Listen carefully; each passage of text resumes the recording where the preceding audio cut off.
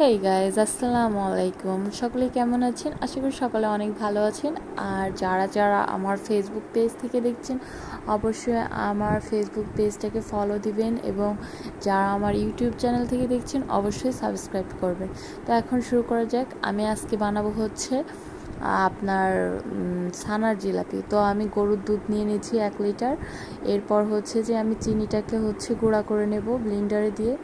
তো আপনাদের একটা কথা বলি, এই এইটা হচ্ছে যে যারা যেরকম চিনি খান সেটা অবশ্যই সেরকম পরিমাণে চিনি দিয়ে নেবেন। এই তো আমার হচ্ছে চিনি গুঁড়া করা হয়ে গেছে। এখন হচ্ছে আমি এই যে লেবুর রস চিপিয়ে নেব, যাতে হচ্ছে যে এটা ছানা কাটে দুধের ভিতরে। আর অনেকেই চাইলে টক দই ইউজ করতে পারেন, আমি এখানে টক দইয়ের পরিবর্তে লেবু ইউজ করেছি। আর এই যে একটু বলক আসার সাথে সাথেই হচ্ছে আপনারা হচ্ছে লেবুর রস দেবেন। তবে একটা জিনিস অবশ্যই খেয়াল রাখবেন, লেবুর রসটা যেন অতিরিক্ত বেশি না হয়ে যায়।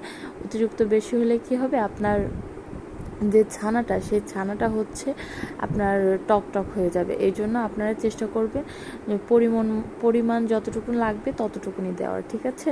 আর এই দেখুন, আপনারা দেখে বুঝতে পারছেন যে আমার অলরেডি ছানা কেটে গেছে। দুধটা যদি ভালো হয় অবশ্যই আপনার ছানা কেটে যাবে।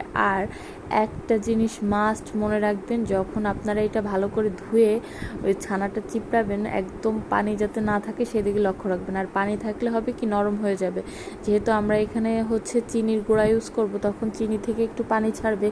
এই জন্য আপনারা যত সম্ভব এই ছানাটাকে একদম শুকায় নেবেন, পানিটা ঝরাই নেবেন। এরপর হচ্ছে আমি একটু বেকিং সোডা দিয়ে নিছি। আর বেকিং সোডা বেকিং পাউডার, একটা জিনিস খেয়াল রাখবেন, বেকিং পাউডার কিন্তু পরিমাণ মতন দেবেন, বেশি দিলে ওটা হচ্ছে নরম হয়ে যাবে। আর তারপর একটু আমি ময়দা দিয়ে নেব, আর ময়দার পরিমাণও অল্প দেবেন, না হলে কি হবে, ওটা ফেটে যাবে। এরপর আমি হচ্ছে চিনি শিরা বানিয়ে নিচ্ছি।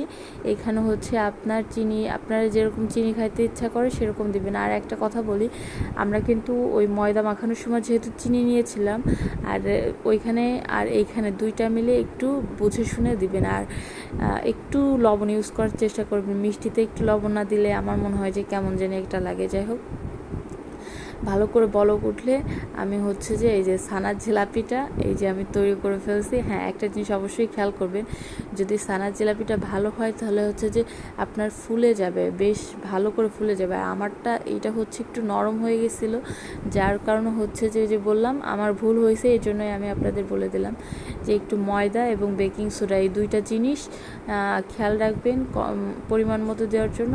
আর হচ্ছে আপনি ওইখানে ওই যে ছানার যে ডোটা, সেটা ভালো করে হচ্ছে